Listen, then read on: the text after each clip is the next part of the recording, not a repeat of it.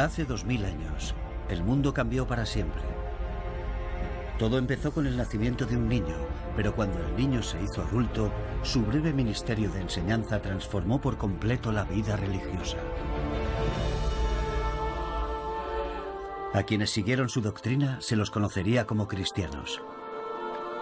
Y a él como Jesucristo, o en hebreo, Jesús el Mesías. Hoy sus seguidores suman más de 2000 millones en todo el planeta. Me llamo Jonathan Phillips y a menudo me he preguntado qué fue lo que atrajo a la gente a este nuevo culto y cómo algo tan increíblemente frágil pudo sobrevivir en circunstancias tan adversas, sobre todo frente al poderío del Imperio Romano.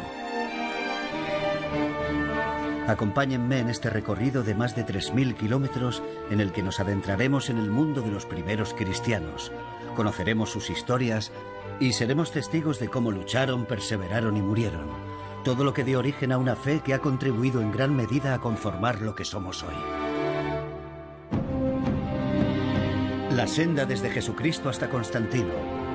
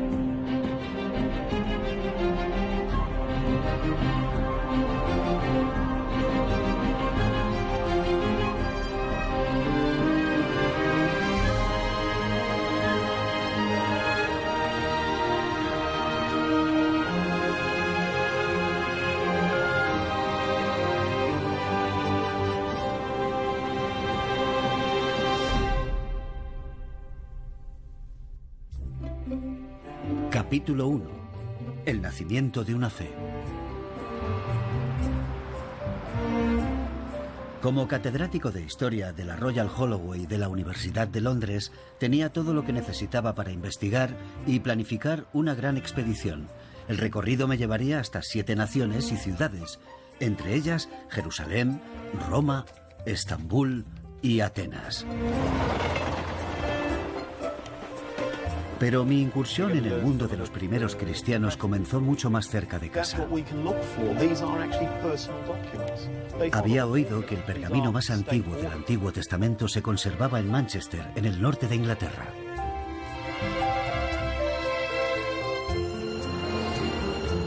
No me costó convencer a mis colegas, el reverendo Andrew Taylor y el doctor David Wynne, para que me acompañaran a verlo.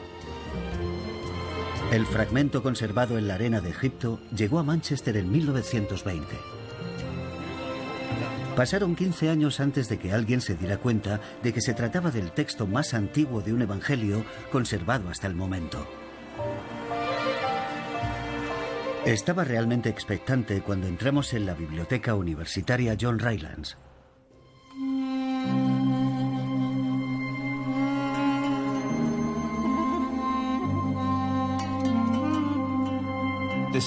Cuesta creer que tenga 1900 años de antigüedad. Y aquí, conservado, con toda la tecnología moderna a nuestro servicio para poder examinarlo. Sí, y lo que a mí me resulta fascinante cuando veo cosas así es tratar de imaginar a esas personas que vivieron tantas generaciones atrás y tuvieron el papel en sus manos. Lo que tenemos aquí, aun siendo un fragmento tan pequeño, está hablando a generaciones enteras en la actualidad. El fragmento, de hecho, forma parte del juicio de Jesús ante Pilato, al final del Evangelio de Juan, compuesto en torno al año 100 después de Cristo. El fragmento en sí se piensa que es de alrededor del año 140 después de Cristo. Estos relatos presentes en los 4 evangelios, Mateo, Marcos, Lucas y Juan, se conocen como las narraciones de la Pasión, y son los primeros relatos escritos de la vida de Jesús que sobrevivieron. El texto ancestral fue una tentadora mirada al mundo de los primeros cristianos, y me impulsó a viajar hasta el lugar donde empezó todo, la Tierra Santa.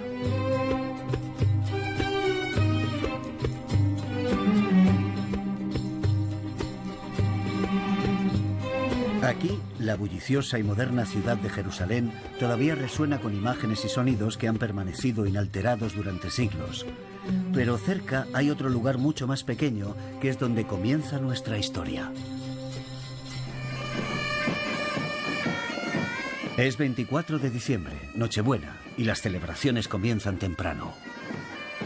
Los cristianos palestinos reciben a los peregrinos que acuden en masa a Belén, donde los evangelios de Mateo y Lucas sitúan el nacimiento de Jesús.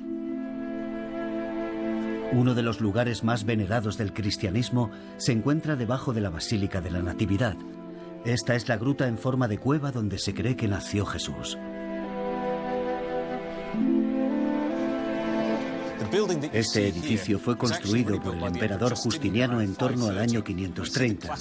Podemos ver las columnas clásicas que recorren toda la nave. Más tarde sería ocupada por los cruzados. Algunos mosaicos datan del siglo XII y el techo es del siglo XV. La historia del edificio es hasta cierto punto irrelevante. Su importancia está en lo que significa para la cristiandad. Es el lugar donde nació Jesucristo.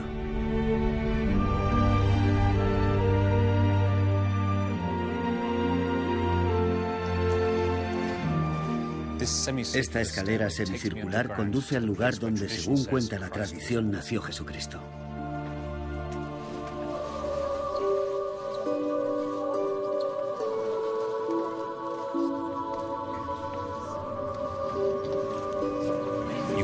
Aquí podemos ver a los peregrinos, devotos seguidores del cristianismo, presentando sus respetos.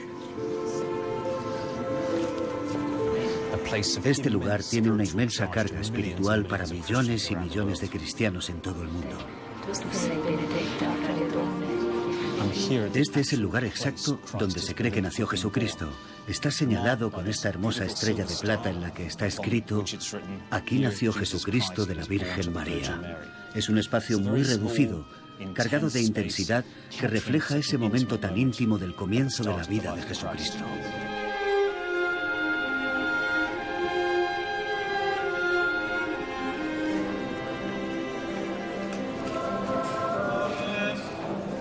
En la contigua iglesia de Santa Catalina, los feligreses aguardan para asistir a la Misa del Gallo, que se celebra aquí cada año.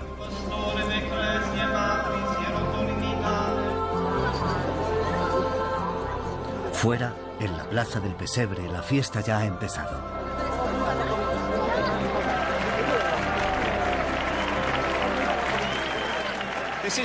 Es una noche con muchas más notas y texturas de las que imaginaba. Supongo que esperaba encontrar oración y procesiones. Lo que no me esperaba era ver a miles de jóvenes reunidos para celebrar la Natividad de Cristo.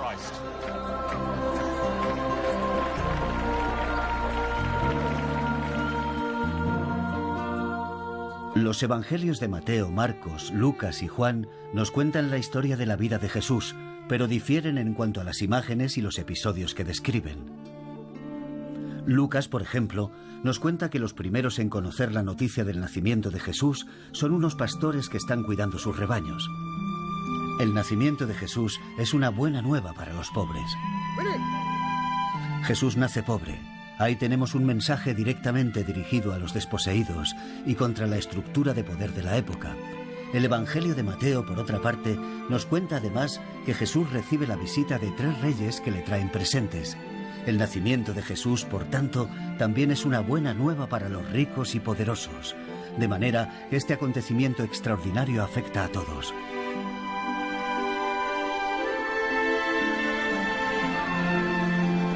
Cerca de la Basílica de la Natividad hay otro lugar importante para nuestro relato, un lugar vinculado a la visita de los 3 Reyes Magos.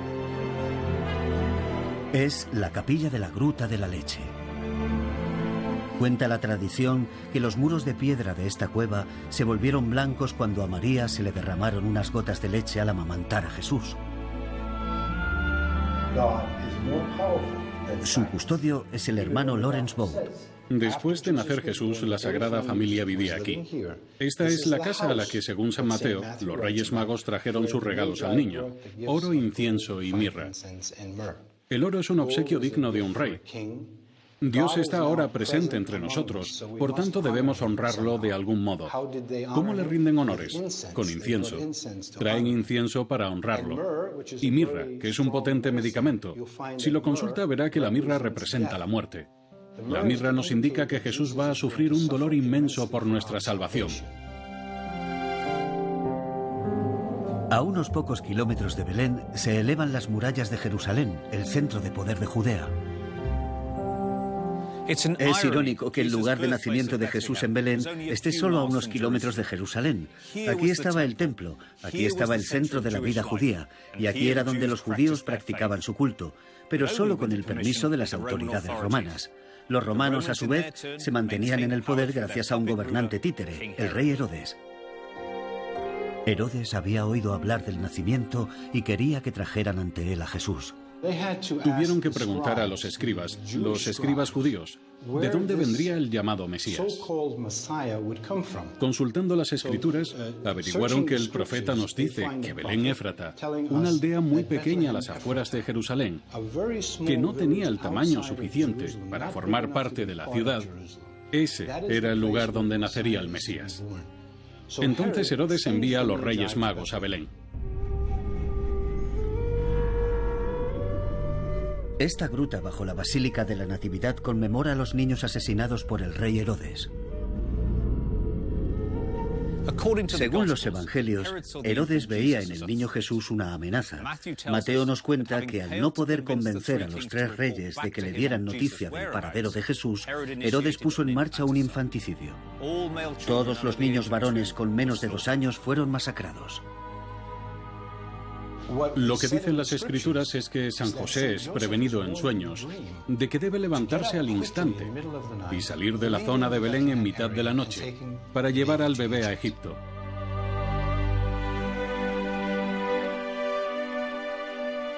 Este viaje me ha enseñado que el nacimiento de Jesús estuvo rodeado de violencia e intrigas políticas, todo lo contrario de lo que debería traer el nacimiento de una criatura. La familia de Jesús se vio obligada a huir y refugiarse en Egipto, donde esperaron hasta enterarse de la muerte de Herodes. Tras su regreso a Nazaret, lo único que nos cuentan es que el muchacho creció hasta hacerse un hombre y que se dedicó al oficio de su padre, la carpintería. El único relato de su infancia lo encontramos en el Evangelio de Lucas, en torno a la época de la primera visita de Jesús a Jerusalén para la Pascua. Esta visita habría marcado la transición a la edad adulta. Jesús viaja al templo de Jerusalén con su familia y se queda rezagado.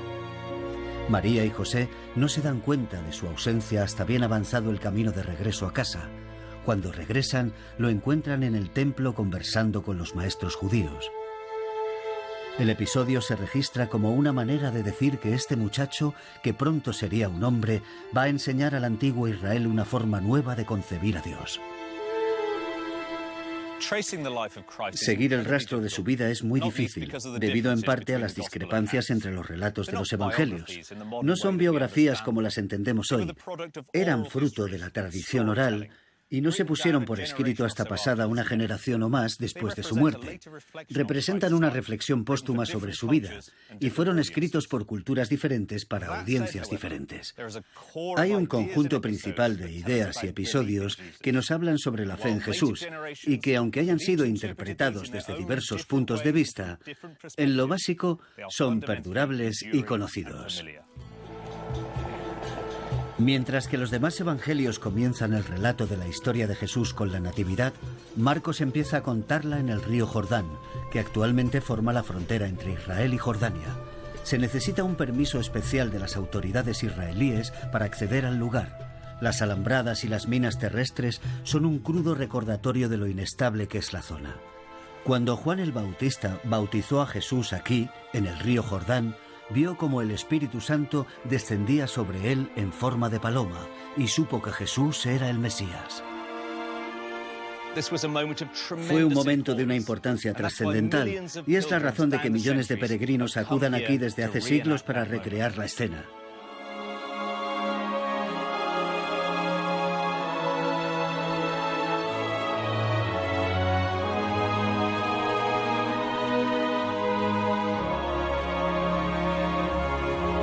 El Evangelio de Juan dice que antes de que Jesús se marchara del río Jordán, conoció a dos de sus futuros discípulos, Pedro y su hermano Andrés. Seguí la senda de Jesús hasta el mar de Galilea, Cafarnaún, Betsaida y la zona circundante donde comenzó su predicación.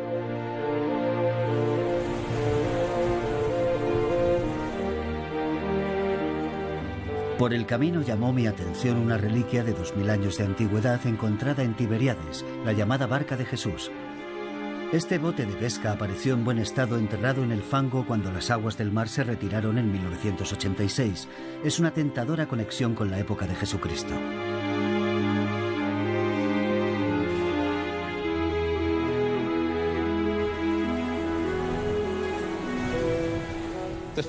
La actividad pesquera era próspera en el mar de Galilea en la época de Jesús. Era tan consustancial a la vida aquí que Jesús decidió aderezar su mensaje con imágenes sacadas de ese contexto. Cuando conoció a los pescadores Pedro y Andrés, los animó a convertirse en pescadores de hombres. Comparó el reino de los cielos con una red gigantesca lanzada al mar para capturar toda clase de especies. En otras palabras, comunicaba sus ideas en un lenguaje cercano y comprensible. He aquí una persona que va predicando que el reino de los cielos ha llegado. Y no ha llegado al templo, no ha llegado con la ortodoxia, no ha llegado con el poder. Ha llegado al medio rural. Está presente en la persona de Jesús y está al alcance de todo el que quiera beneficiarse de él.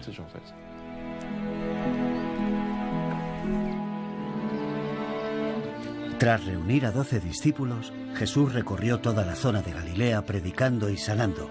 Su fama se extendió y pronto hubo multitudes que le llevaban a sus enfermos e impedidos. Según la tradición, fue en el llamado Monte de las Bienaventuranzas, una pequeña colina que se eleva sobre Cafarnaún, donde Jesús pronunció su sermón de la montaña. En él, Jesús nos ofrece algunos de sus proverbios más citados, incluidas las 8 bienaventuranzas que definen los ideales cristianos del amor y la humildad, como esa que dice: «Bienaventurados los mansos, porque ellos heredarán la tierra». Aunque Jesús pronunciara ese sermón muy al principio de su ministerio, sus palabras definieron bien pronto la esencia del cristianismo. Al final del sermón, decía a sus fieles que no se limitaran a escuchar sus palabras, sino que además las pusieran en práctica. Usaba imágenes que fueran reconocibles para quienes le escuchaban. Imágenes que tenían que ver con la tierra, con la recogida de la cosecha. Todo aquello que la gente pudiera entender para explicarles cómo era el reino de Dios. La clase de imágenes reconocibles para la gente del campo. Y así dirían: sí, esto es una buena noticia para nosotros. En el medio rural, en Galilea, en los pueblos pesqueros, la población dependía de la tierra o del mar para ganarse la vida. No tenían ningún poder. Vivían al día. Por tanto, es lógico suponer que en algunos aspectos estas personas serían mucho más receptivas a un mensaje que aparentemente les permitía abrigar nuevas esperanzas.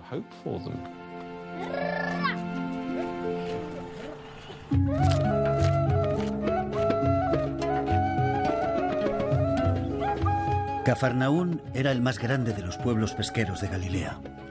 Jesús pasó mucho tiempo aquí, dando a su escéptica población muchas oportunidades de escuchar su palabra y ver sus obras. Según el Evangelio de Marcos, los acontecimientos evolucionaron con rapidez a partir de su entrada en Cafarnaún. Vino a esta sinagoga y predicó que el reino de Dios estaba próximo. Encontró a un hombre poseído por el demonio y expulsó al espíritu impuro. La gente no daba crédito. ¿Qué era esta nueva doctrina? ¿Con qué autoridad predicaba a este hombre que hasta los demonios lo obedecían? La fama de Jesús creció y mientras estuvo en Cafarnaún, este fue el lugar donde más milagros realizó en su ministerio.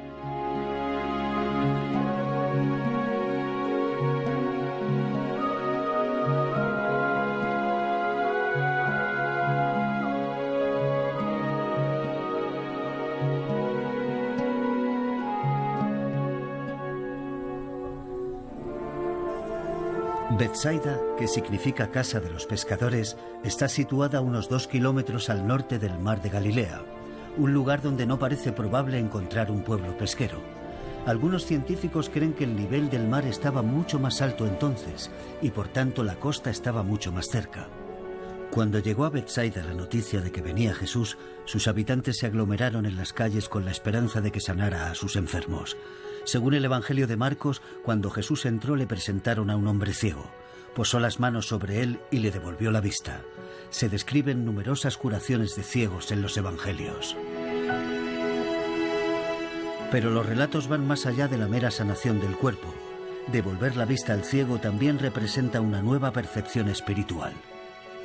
Cerca de aquí, Jesús obró uno de sus milagros más famosos, el de los panes y los peces, con el que alimentó a 5.000 personas.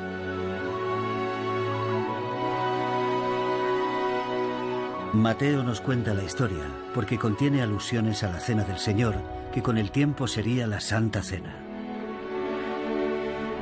Nos dice que Jesús toma el pan, lo bendice y lo parte, y después se lo da a las personas congregadas. Sea cual sea el nombre que le han dado las iglesias cristianas a lo largo de su historia, sigue siendo el acto central de la vida y la fe cristianas. A pesar de estas demostraciones de poder divino, aquí y en la vecina Cafarnaún, muchos se negaban a arrepentirse de sus pecados, y eso les hizo merecer una dura condena de Jesús. ¿Y tú, Cafarnaún, serás encumbrada hasta los cielos? No, hasta el Hades te hundirás. Porque si en Sodoma se hubieran hecho los milagros que se han hecho en ti, hasta el día de hoy habría permanecido. Pero te aseguro que el día del juicio habrá mayor indulgencia para la tierra de Sodoma que para ti.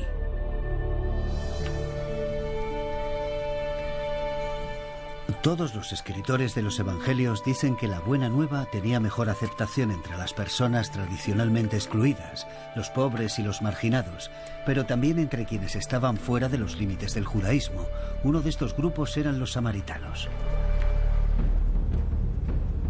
160 kilómetros al suroeste de Betsaida se encuentra Samaria, un paisaje árido y abrupto, muy alejado de las rutas más frecuentadas.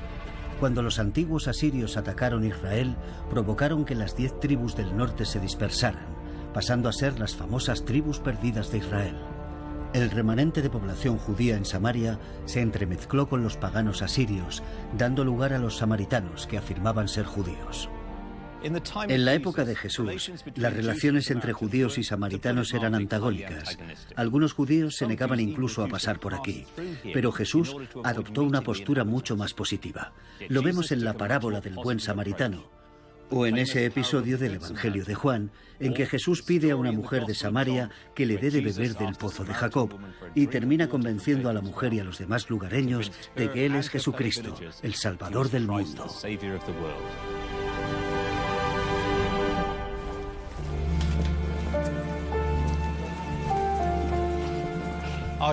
Nuestro viaje nos lleva de acá para allá, del gran centro de poder en Jerusalén hasta el medio rural y otra vez de vuelta a la ciudad. Cuando leemos a Marcos, descubrimos que Jesús estuvo fuera de Jerusalén hasta el fin de su ministerio. Prefirió quedarse en el medio rural, donde su mensaje tenía mejor aceptación. En el Evangelio de Marcos, el fatídico viaje final hacia el norte comienza en Cesarea de Filipo, y es allí donde hacia la mitad del Evangelio encontramos a Jesús con sus discípulos. Ese es el punto de inflexión en el Evangelio de Marcos. Es cuando los discípulos empiezan a comprender quién es realmente Jesús. Ellos no tienen la culpa.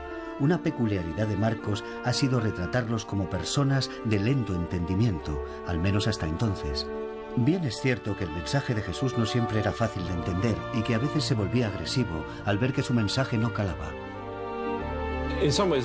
En algunos aspectos, los evangelios nos ofrecen una imagen muy ambivalente de Jesús, puesto que también nos retratan a alguien que no tiene ningún reparo en decirle a la gente cómo es de verdad, o que dice a sus discípulos que cuando vayan a cumplir su cometido, si no consiguen respuesta inmediata, se sacudan el polvo de los pies y se marchen a otra parte. Es solo uno de los numerosos ejemplos en los que vemos que Jesús entra en conflicto con otros, y no reacciona de manera positiva, como hubiéramos imaginado. Maldice a la higuera por no tener frutos, por ejemplo, lo cual resulta bastante absurdo, porque, en fin, no era culpa de la higuera. Maldice lugares porque no han sido receptivos a su mensaje. Por tanto, si uno lee los evangelios de principio a fin, como estaba pensado que fueran leídos, la impresión general que saca es la de un Jesús ambivalente, no la de ese Jesús afable y reconciliador que tan a menudo nos gusta pensar que era. Y es en Cesarea de Filipo donde ese mensaje tan difícil empieza a cobrar sentido.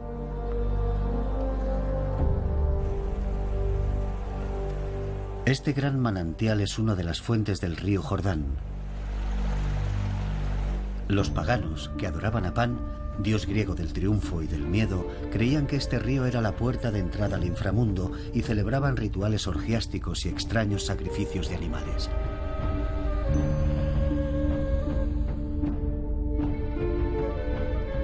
Los primeros habitantes levantaron aquí una esplendorosa ciudad en honor al dios Pan.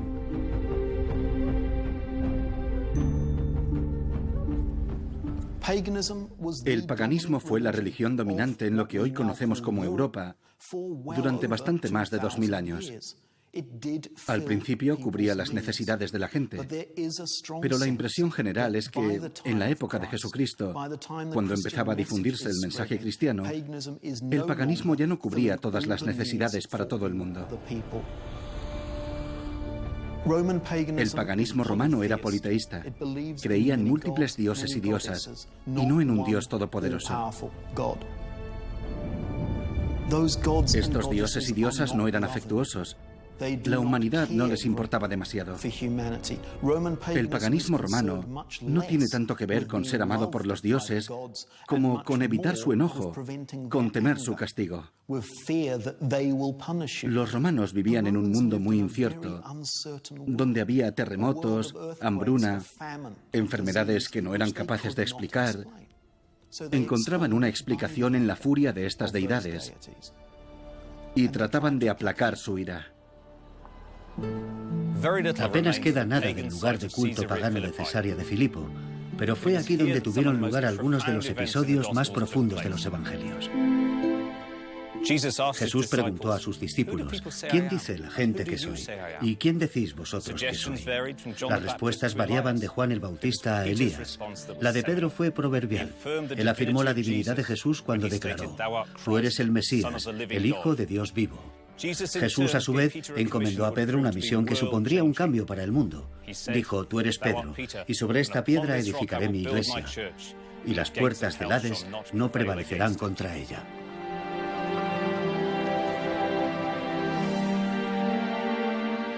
En Marcos, la confesión de Pedro ocurre prácticamente a la mitad del relato, en el capítulo 8. Los 8 capítulos siguientes describen a Jesús camino de Jerusalén para encontrarse con el destino que allí lo aguardaba y los hechos centrales del Evangelio cristiano. Sin embargo, si leemos a Juan, el ministerio de Jesús comienza en Jerusalén. En Marcos, Jesús no va a ningún lugar cercano a Jerusalén hasta que, en un momento crítico del relato, después de haber dicho a todos que no digan una palabra de quién es Él, es reconocido por Pedro como el Mesías, y entonces parten hacia Jerusalén. El momento crítico se acerca, y será en Jerusalén donde tenga lugar el conflicto final.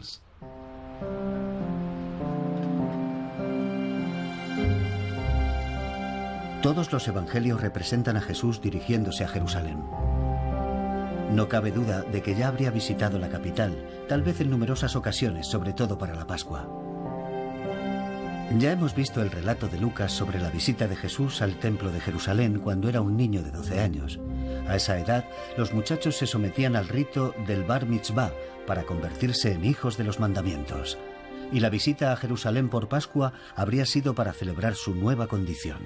Sin embargo, vimos también que Jesús se quedó rezagado en compañía de los maestros, escuchándolos y haciéndoles preguntas.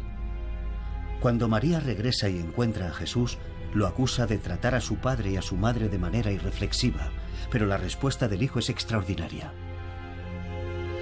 Él les dijo: ¿Por qué me buscabais? ¿Acaso no sabíais que me era necesario estar en la casa de mi Padre? Y la casa del Padre era el templo de Jerusalén. Jesús está ahí al comienzo del Evangelio como hijo de los mandamientos. Y ahora, cuando llegamos a la última semana de su vida, Lucas vuelve a situarlo allí, como alguien que representa una interpretación completamente diferente de la ley. Los doctores de la ley, que hicieron comprender tantas cosas a aquel niño, ahora son los que no comprenden. Dios está haciendo algo nuevo. Y Jesús, nos quiere decir Lucas, es el nuevo templo de Dios, el nuevo lugar de entendimiento entre Dios y la humanidad. El Evangelio de Juan nos cuenta que Jesús continuó su camino hacia la ciudad más importante del judaísmo, Jerusalén. El arqueólogo Abner Goran ha estudiado la historia de Jerusalén durante mucho tiempo y se reúne conmigo en la ciudad antigua. Mientras recorremos esta antigua calle, ¿qué puede contarme sobre ella? Es una de las avenidas principales de Jerusalén, que empezaba a los pies del manantial de Jerusalén y llegaba hasta el templo. Estoy absolutamente perplejo ante la enormidad de estos bloques de piedra, las descomunales arcadas. Puedo ver lo que parecen vestigios de un arco que salía del muro desde ahí arriba. Estamos muy por debajo. El arco pasaría justo por encima de nosotros. Es un conjunto realmente impresionante. Sí, es impresionante y también lo era para la gente de la época, puesto que era el mayor arco conocido en todo el mundo. ¿Cuándo se construyó? El arco se construyó en torno al año 30 a.C., quizá un poco después. ¿Y con qué finalidad se hizo? Se construyó para permitir el paso de este nivel al nivel superior, a la cima del monte del templo. Entonces ya estaba aquí en vida de Jesucristo. De eso no cabe la menor duda. Esto era Jerusalén, considerada una de las ciudades más bellas de la tierra. Como proyecto arquitectónico es extraordinario. Juan describe escenas de enfrentamiento ya desde el principio. El judaísmo llevaba muchos siglos luchando por subsistir. Sus símbolos centrales, de los cuales el principal era el templo, ya habían sido destruidos anteriormente y, sin embargo, había conseguido mantenerse como la religión clave de la zona. No iba a renunciar fácilmente al estatus alcanzado en tiempos de Jesús, aunque no dejara de ser un culto sometido a la autoridad última de unos gobernantes extranjeros, los romanos. Una de las mayores tensiones que observamos también en el mensaje de Jesús tiene que ver con la naturaleza precisa de ese reino del que habla. Y según todo lo que hemos podido ver y lo que hemos podido reunir, la idea fue interpretada equivocadamente por muchos que de otro modo habrían estado dispuestos a seguirle. Muchos judíos creían que el Mesías venidero y el reino que traería los liberaría de la opresión de los romanos, que por fin serían libres. Jesús no deseaba transmitir ese mensaje.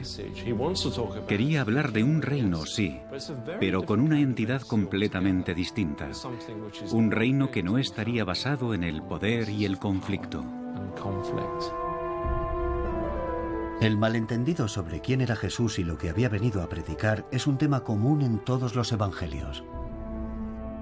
En algunos aspectos, el mensaje social sustituye lo que antes era un mensaje político, y a veces es un cambio muy sutil en ciertos momentos. Podemos decir que vamos a cambiar el mundo que nos rodea, pero ¿va a ser un cambio político o va a ser un cambio social? De acuerdo con algunas de las primeras enseñanzas de Jesús, al menos según las interpretaba la primera generación del movimiento de Jesús, sí que habría un reino sobre la tierra, un reino político. En algunos casos incluso estaban convencidos de que vendrían los ejércitos de Dios, los ejércitos angelicales, y echarían a los malos, que eran los romanos. Hay que tener muy presente la existencia de ese centro de poder llamado Jerusalén. Ese es el verdadero contraste en los evangelios, entre los alejados asentamientos rurales, donde transcurre la mayor parte del ministerio de Jesús, y Jerusalén, que es el centro de todo lo que, en cierto modo, se ve amenazado por lo que Él dice y hace. Por tanto, la relación que Jesús mantiene con Jerusalén es muy ambivalente. Jerusalén representa el poder, representa la religión ortodoxa en todas sus formas. Y Él sabe que al final tendrá que ir allí. Jerusalén era el centro de la sociedad y el poder judíos, pero para entonces también era la sede de una fuerza ocupante dirigida por Poncio Pilato. Aunque a muchos judíos les irritaba su sometimiento al régimen romano, algunos, como los recaudadores de impuestos, intentaban sacar provecho de la situación. No es casualidad que los evangelios estén plagados de encuentros entre ellos y Jesús. De hecho, está dispuesto a sentarse a comer con ellos. En la sociedad de Oriente Próximo, antes igual que ahora, compartir la mesa era una muestra de aceptación. Pero en Jerusalén, las obras y milagros de Jesús eran motivo de preocupación. Jesús y Jerusalén estaban abocados a un choque de trenes. Ya hemos dicho antes que los relatos sobre la última semana de su vida, las narraciones de la pasión, fueron lo primero que se escribió del Evangelio. En cada libro se dedica una parte considerable de la narración a una sola semana de un ministerio que, por lo que sabemos, duró 3 años. Y esta última semana empieza del mismo modo, con la entrada triunfal de Jesús en la ciudad el día que hoy conocemos como Domingo de Ramos. Al entrar montado en un burro, cumplió la profecía del Antiguo Testamento sobre la venida del Mesías. Jesús va a enfrentarse al judaísmo ortodoxo con todo lo que representa. Y además va a enfrentarse al poder imperial, que es Roma, ante el cual el judaísmo prácticamente ha tenido que hincar la rodilla. Gran parte de las preocupaciones del judaísmo ortodoxo coinciden con las de Roma. Se trata de hacer todo lo posible para que todos se mantengan en sus posiciones. Simplemente hacer que la gente pueda seguir haciendo su vida normal, mientras no represente una amenaza para los poderes establecidos. Y cuando llega Jesús, automáticamente se convierte en esa clase de amenaza. Cuando Jesús vuelca las mesas de los cambistas en el templo, está atacando de manera intencionada a los poderes establecidos, judíos y romanos. Fue un desafío en toda regla. Es un acontecimiento fundamental en la vida de Jesús. Un acto de protesta por la explotación de la vida religiosa que están haciendo ciertas facciones dentro del judaísmo. Cambistas que evidentemente están sacando provecho político y, lo que es más importante, beneficios económicos a través de las actividades cambiarias. Es interesante señalar que en los evangelios sinópticos, los de Mateo, Marcos y Lucas, este episodio es uno de los desencadenantes de los acontecimientos de la última semana. Como si volcar las mesas de los cambistas no fuera suficiente, Jesús continuó increpando a los sumos sacerdotes con sus palabras. Y les enseñaba diciendo: ¿no está escrito que mi casa será llamada casa de oración por todas las gentes? Mas vosotros la habéis hecho cueva de ladrones. Y lo oyeron los escribas y los sacerdotes principales, que buscaban cómo matarlo, ya que le tenían miedo, porque todo el pueblo estaba admirado por su doctrina. Jesús debió de intuir que no viviría mucho tiempo. En los 4 evangelios y en la primera epístola a los Corintios se describe la última cena de Jesús con sus discípulos. ¿Por qué la última cena es tan significativa? La última cena es significativa porque es uno de esos episodios críticos que acontecen en la última semana de la vida de Jesús. Refleja la cercanía que Jesús tenía con sus discípulos, el grupo elegido entre sus fieles, y es parte integrante del contexto judío de la vida y el ministerio de Jesús.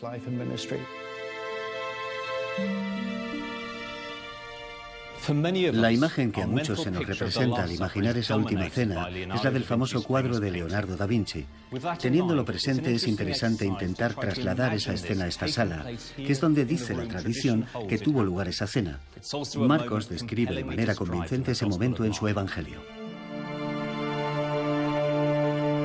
Al atardecer, llegó él con los 12, y estando sentados a la mesa comiendo, Jesús dijo: En verdad os digo que uno de vosotros me entregará, uno que come conmigo.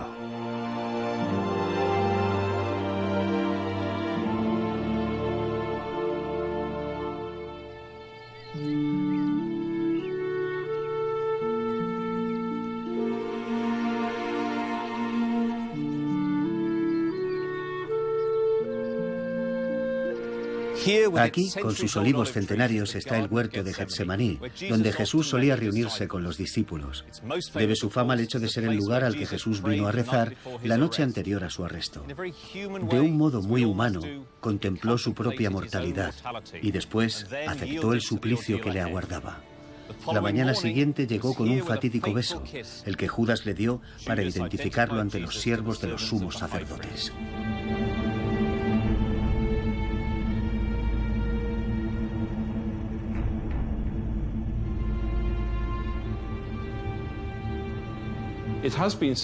Se ha sugerido en el pasado que el Judas que lo traiciona bien podría ser un revolucionario decepcionado. Alguien que se había unido a Jesús creyendo que por fin iban a derrocar al opresivo régimen romano y que cuando se da cuenta de que eso no va a suceder, y tal vez con la idea de espolear a Jesús para que ejerza esa clase de acción política, trata de desencadenar un conflicto acudiendo a las autoridades judías para ofrecerse a traicionar a Jesús, con la esperanza de que el gesto desencadenara un enfrentamiento que al fin pusiera en marcha la batalla real. Pero la cosa terminó de manera muy distinta. Según los evangelios, Jesús fue arrestado y presentado ante el sumo sacerdote Caifás. De acuerdo con la tradición, fue aquí, bajo la casa del sumo sacerdote, donde Jesús fue recluido. Había otros miembros del Sanedrín presentes, entre ellos el poderoso Anás. Leemos que antes del amanecer, el día que hoy conocemos como Viernes Santo, Caifás y Anás interrogaron a Jesús. Después lo encarcelaron en lo que hoy se conoce como el Sagrado Calabozo. Mientras Jesús estaba preso en él, Pedro estaba afuera, en el patio. En 3 ocasiones le preguntaron si conocía a Jesús, y en todas dijo que no. El Señor se volvió y miró a Pedro. Entonces Pedro se acordó de lo que el Señor le había dicho: Hoy mismo, antes de que cante el gallo, me negarás 3 veces. Y saliendo de allí, lloró amargamente. Los sumos sacerdotes lo acusaron de blasfemia. Llevaron a Jesús ante el gobernador romano Poncio Pilato y lo acusaron de un delito más grave con consecuencias políticas: afirmar que era el rey de los judíos y que se oponía al pago de impuestos a los romanos. Estas acusaciones por sí solas no bastaban para ejecutar a alguien, pero Pilato, que no quería entrar en conflicto con el Sanedrín, dejó que el pueblo judío decidiera la suerte de Jesús. Dio a elegir a la multitud congregada entre liberar a Jesús o a un rebelde condenado llamado Barrabás. Saduceos y fariseos por igual instigaron a la muchedumbre para que eligieran no liberar a Jesús, y la gente terminó pidiendo a gritos la libertad de Barrabás. Pilato lo liberó y entregó a Jesús para su crucifixión, que era el método de ejecución de criminales que usaban los romanos en aquella época. Según Mateo, Pilato se lavó las manos ante la muchedumbre diciendo: «Soy inocente de la sangre de este justo». Cada año, en Semana Santa, miles de cristianos de todo el mundo acuden en masa a Jerusalén para rememorar la Pasión. La vida de Jesús culmina en el propio relato de la Pasión. Es la muerte, el entierro y la resurrección, el hecho cristiano más importante, alrededor del cual giran los 4 evangelios.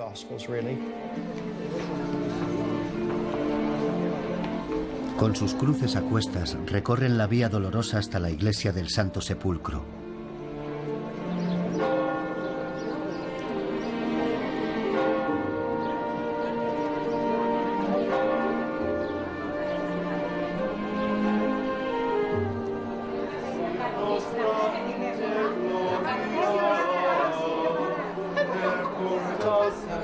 Su destino es el lugar más sagrado del cristianismo, porque todo el culto se basa en la muerte y resurrección de Jesús, y entre las paredes del Santo Sepulcro está la tumba venerada por ser el lugar de su enterramiento y resurrección.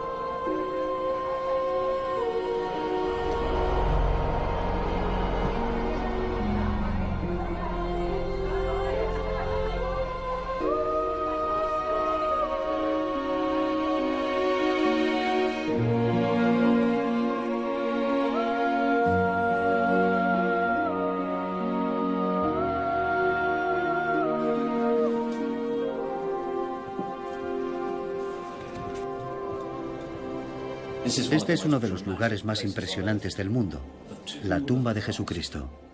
Nunca ha habido una ola de fuerza espiritual que me haya causado tanta impresión como la que siento al venir aquí. Personas de todas las confesiones vienen hasta aquí desde todos los rincones del mundo. Este es el lugar en el que Jesucristo fue enterrado y resucitó. Los discípulos lloran la muerte de Jesús mientras su cuerpo yace en la tumba, hasta que, al tercer día, la tumba aparece abierta y vacía.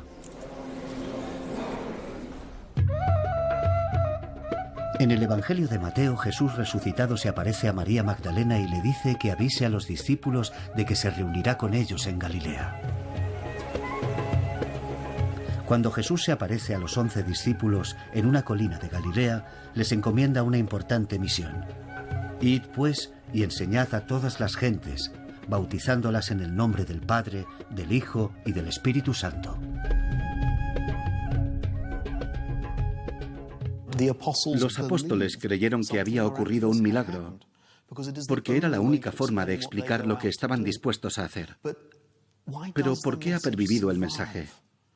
A lo largo de la historia ha habido otros hombres y mujeres, que han afirmado ser el Mesías. Muy pocos fundaron cultos que perduren, y ninguno ha fundado una religión que se haya extendido por todo el mundo de esa manera. ¿Cómo se explica que el mensaje siga calando? La explicación está en cierto modo implícita en la enseñanza de Jesús, en el mensaje de que serás salvado, de que si obras bien en este mundo, habrá una vida mejor esperándote. En parte reside en la moral, en estar convencido de actuar correctamente. Amaos los unos a los otros como yo os he amado, y tratar a las personas debidamente. Y eso hizo que los cristianos se apoyaran entre sí. Y en parte reside en el entorno en el que fue difundido este mensaje, en el hecho de que hubiera espacio para que pudiera germinar.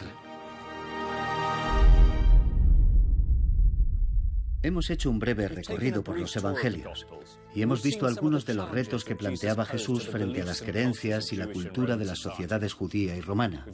Ahora sabemos que los Evangelios se centran en el final de la historia, que relata la última semana de la vida de Jesús y, finalmente, su muerte y resurrección.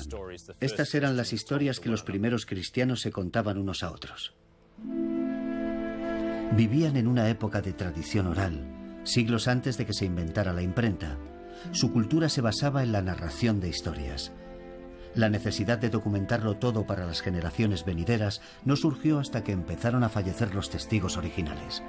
A pesar de todos los relatos sobre las milagrosas sanaciones de Jesús, sobre sus parábolas para guiarnos en la vida diaria, todo se remite a la semana final y su significado.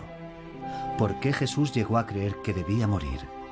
¿Y por qué la Iglesia llegó a creer que Cristo había regresado milagrosamente de entre los muertos?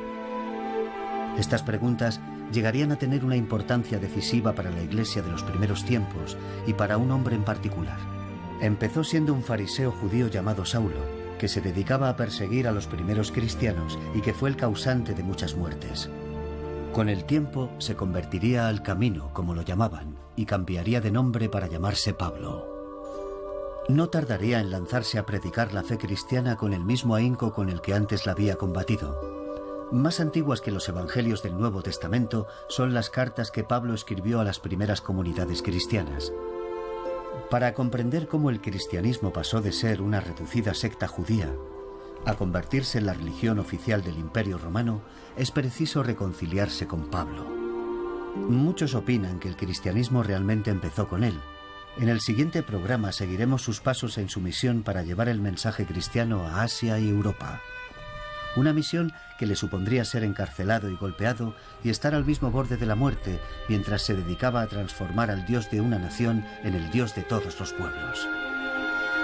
Soy Jonathan Phillips y les invito a seguir acompañándonos en nuestro viaje por la senda desde Jesucristo hasta Constantino.